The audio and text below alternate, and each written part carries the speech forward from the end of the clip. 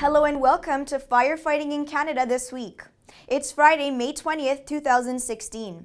Today's edition is brought to you by VFIS of Canada, a division of CVIS Incorporated, Canada's largest insurer of firefighters. I'm Tamar Atik, and here are the top stories.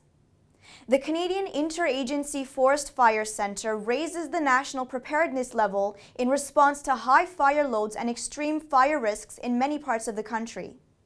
2 Ontario firefighters are countersuing their union over allegations they misappropriated workers' compensation payouts. And Chief Denis Pilon offers tips to create effective succession plans in unionized departments.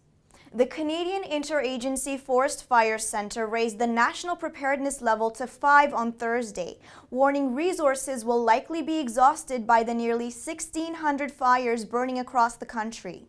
The announcement came on the same day the Fort McMurray wildfire crossed into Saskatchewan, where it's burning about 30 kilometers from the nearest community.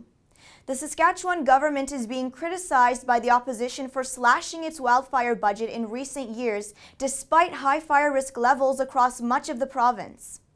Meanwhile, firefighters in Ontario and Manitoba are battling multiple fires straddling the provincial border. And in British Columbia, where an estimated 70 forest fires are now burning, Premier Christy Clark is calling on the federal government to spearhead work on a national forest fire strategy. For daily wildfire updates, visit firefightingincanada.com. 2 Ontario firefighters say their union is trying to ruin their reputations with a lawsuit accusing them of misappropriating workers' compensation payments to the families of other firefighters. In April, the Ontario Professional Firefighters Association filed a $4 million lawsuit against Paul Atkinson of Toronto and Colin Grieve of Hamilton, alleging they persuaded families to give them portions of their workplace safety and insurance board settlements. This week, the Toronto Star reported the 2 firefighters have filed a $12 million countersuit, accusing the union of running a so-called smear campaign against them.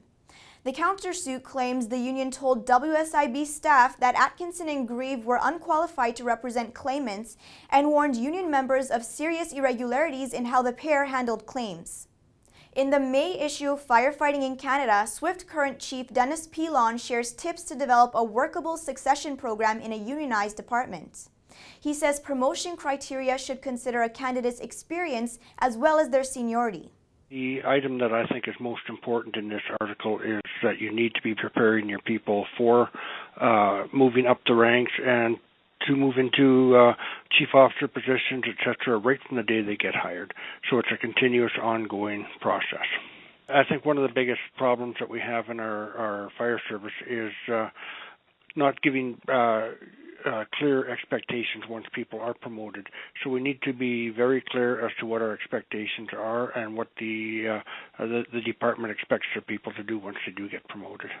Thanks, Chief. That's our show for now from Annex Business Media's Niche TV newsroom. Thank you to our sponsor, VFIS of Canada, a division of CVIS Incorporated. On behalf of all of us here at Niche TV, thanks for watching.